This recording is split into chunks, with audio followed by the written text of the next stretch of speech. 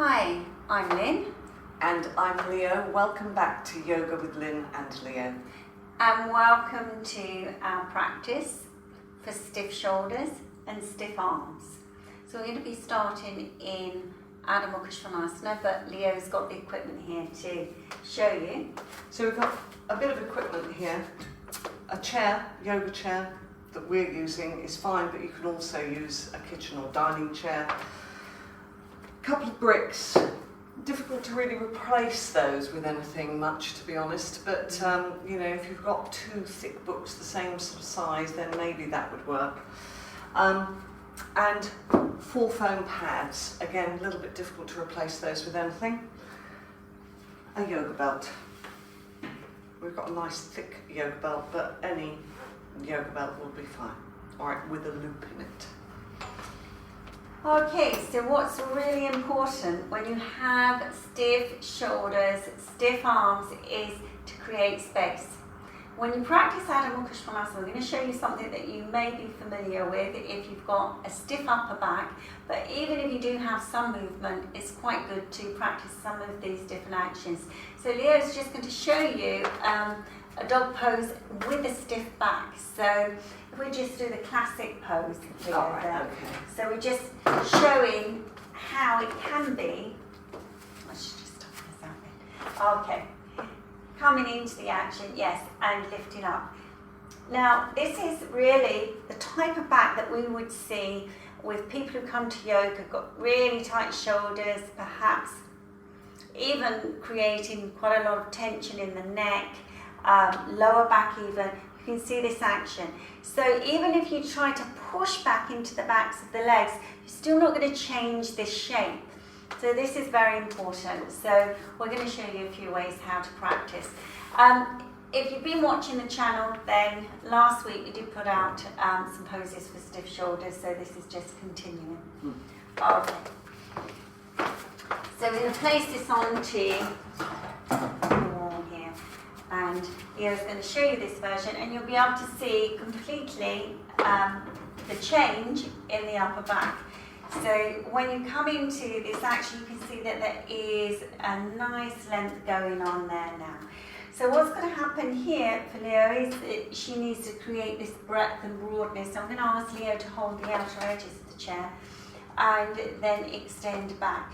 So not to keep going down with the back, that's the wrong action. You've got to see that there's a length in the tailbone, but also these legs are working very strongly, moving back. So with this support, you may be able to stay here for 30 seconds or so, and then repeat the action. But do practice it. Everybody's got a chair, or most people have got a chair. Place it to the wall and just do this. Practice it. Particularly if you're at the desk all day, then see if you can bring this into your daily routine. Okay, and then release it. So the second prop we're going to show you, and we've practiced this before, is using the bricks, and you can use the bricks in several ways, but we're going to use the bricks. We have a little lip on the skirting here, but if you don't have a lip, then you can just place the bricks flat in this way. So whatever you feel with your environment, what's the safest way to practice. We like to work like this because it gives the wrists a little bit of an action, and then placing the hands onto the support, softening the abdomen, tucking your toes under, and then coming up into Adho Mukha Svanasana. So you've got to feel the space that you felt on the chair, and then come into this action and still continue with that space. But now you have to push those bricks away to get more of an action, more of an extension, more on reaching back with the back legs, extending into the backs of the legs. This leg is coming, it needs to go back just a little bit, that's it. And continue to reach the back of the sacral area towards the back legs. So you can see this dynamic adjustment going on here. And again, you can stay in this pose, if possible, for between 10 and 30 seconds, and then release in. So you can release down to the floor.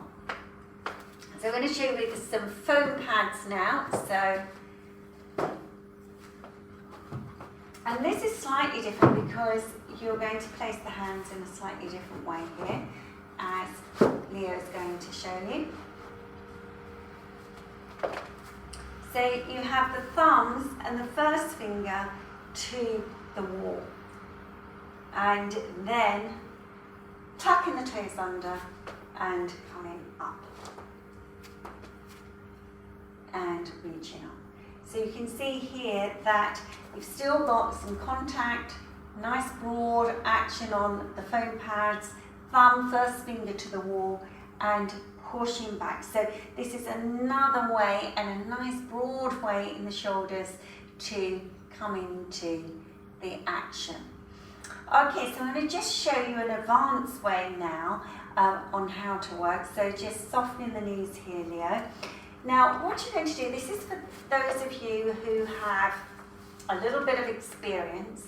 We're going to extend the palm towards the skirting. So if you have a look at Leo here, she's going to place the palms up towards the skirting. Now, this is a very challenging way of working, so it may be that you just practice at this stage here until you build up the courage to actually tuck the toes under and come up. So you've got to have quite pliable action in the wrist, and then tuck the toes under and extend up. So you see it's a really challenging action for those wrists, for those arms. But it certainly does get into the arms, doesn't it? It certainly does get into the wrists. It works very strongly, and we're not going to stay there and release it. So be careful of this one. If you've got a really stiff upper back, then this one may have to be something that you work towards. So we're going to use the belt now, and the belt will come in the classic pose, but if you have got tight shoulders, then we really would advise for you to use this belt so that you can push into it and get the space and broadness in the upper body. This will lead to so much more opening in your general practice, but also lead you towards inversions and also pranayama, the other limbs of yoga, which are also very important once we can hold our bodies up. All right, and then placing, you can see that the belt is just around the lower arm, just above that elbow, and then placing the hands down to the floor. Now, what's really key about this is that when you put your hands down, the belt gets a bit loose. So you've got to keep taking your wrists and your hands out to the side until it's sort of really in a position where it's snapping, and then tuck the toes under and come up. So this support is a really good support, particularly good for Leo, because it helps to open the upper back region and also correct so much in the arm action. So pressing strongly down with those wrists. Try not to overdo the back because more work needs to be done here so that we don't drop into the upper arms. So yeah, so if you just look forward, this will stop you dropping the spine completely, because the work needs to happen in the roots of the thighs. The thighs need to go back. If you're not doing that and you are watching the video and you're not in the position, if you just drop down with this spine, this is really not what the action's about. You have to see that you pick up the sacrum. All of this has to work very strongly, otherwise you will drop the spine and drop the arms. And then releasing down. Okay, so we're going to come into some seated poses now. So we're using a belt for the seated poses. Now, if you've got stiff shoulders, then the seated poses will be quite challenging. So we're going to sit on a couple of foam pads. So I'll just show you on the foam pads. Now, if the upper back is stiff, we've got to work on the base of the pose. The legs, you can see that Leo is just pulling the buttock flesh away from the bone. So what's really important is that you don't sit far back like this. Yeah. You've got to keep that lift. And to help you in Dandasana, then we put this around the legs, so you just give it a little bit of a tug, give it a little bit of a pull, so that the legs get a really good way of working, really good way of working. So keeping that lift and pulling up, lifting up. So we're going to be practicing Triang, Mukhai, Paschimotanasana, which is, this is a virasana leg and a straight leg. So we're going to show you the action. Well, Leo's going to show you the action. So you're going to bend one leg back into virasana. And all of these seated poses are really good to keep the lift. So we're going to use again the belt. So this will help you to understand the leg work and pulling this thigh right back up into the socket and lifting up. Now, keeping the lift and keeping the opening in the chest, as you can see here, Leo's getting a really nice opening in the upper chest, and walking the fingers along the belt. And give the belt a little tug. Now you can notice that the body doesn't change here. So just don't see that walking so far is your target. You have to see that your target is your upper body, and this really needs to be worked at so much. And then release it and straighten the legs. And then we come for the other side. So a virasana leg, so it's half virasana, and then extending into Triang, Mukhai. So when you're in this position, keep that lift and you can walk forward a little bit, but be sure that you don't change that back action. So you've got so much lift from the base to extend. So if you are finding that you're quite capable of doing this, we're going to repeat again. We'll see if we can walk a little bit further towards the foot this time. So straightening the legs. And now bending your left leg and lifting up. Placing the belt, getting that basic action and walking along the belt, walking along the belt, walking along the belt. See if you can catch your foot. That's it. Now keep the broadness on the collarbones, pulling back the front thighs so strongly. So if you have got stiff upper shoulders, then you need to really try to use the foot or the belt to lift through the center of the body. Keep that action. And then release it, and we'll try the other side. So for those of you who have a little bit more flexibility, then we have just released a tutorial on Crouchasana. So it's a very similar pose to this, but the downward leg will be lifting up. So if you haven't seen that, then do take a look. So extending up and then walking along the belt until you reach the foot. Now these are very challenging for people with upper backs, and it may be that you keep hold of the belt so that you can keep the lift. So we're just introducing ways where you can work, if you have stiff shoulders, that actually you don't go so much into the classic pose that you continue to stiffen your shoulders. You have to see that you come to a stage of the pose where you can still keep that lift and opening that you got with the belt.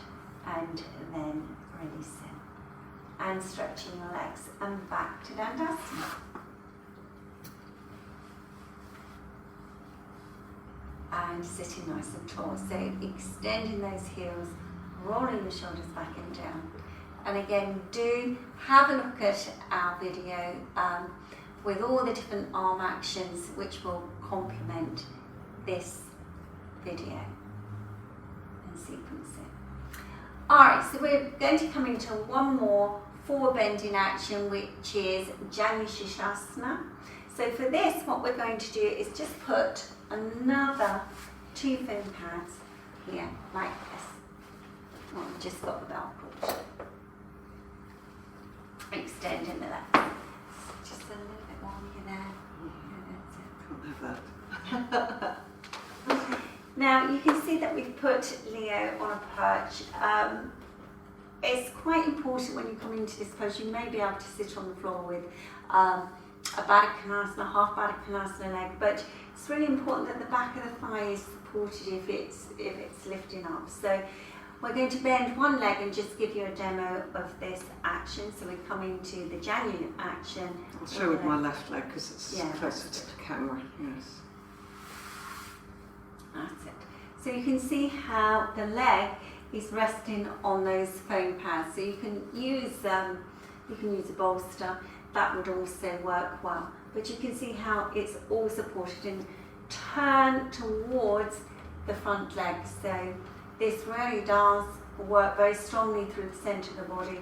And then again, maintaining the shoulder work. So bringing the work of the belt, how we did in the previous pose, to just keeping these really nice lifts and learning that broad and open posture in Janu sirsasana.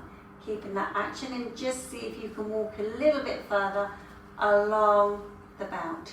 And if that's the case, keeping the breadth and broadness, but walk a little bit further. Those of you who can, then you can hold on to the foot. But if you find that you lose the upper back, then we have to go back to the belt, and there's nothing wrong with that. It's better to show your body the right way than the wrong way. So if you start to go back into tight, as you can see here, if you go into tight, then this is giving the wrong message to your body. And then releasing, and then straighten the legs, and we come to the other side now. So bending your right leg. So then placing the belt around. Pulling on the belt, keeping that breadth and broadness and openness, and then walking along the belt, still keeping that, maintaining that openness, and then again, extend it. And if you can catch your foot, do so. And lift your chest. So if you have stiff arms, stiff shoulders, then do come into the poses with an understanding of opening, particularly in those weight bearing poses that we showed in the beginning of the sequence there. And then release it. Straighten the legs in Dandasana.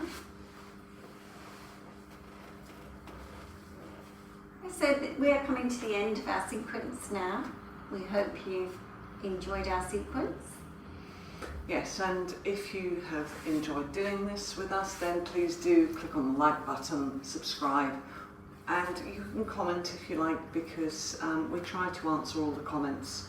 We may not answer them straight away, but we do try and answer them as soon as we can. So please do get in touch if you have any comments to make about our videos. We look forward to seeing you again next time. Namaste.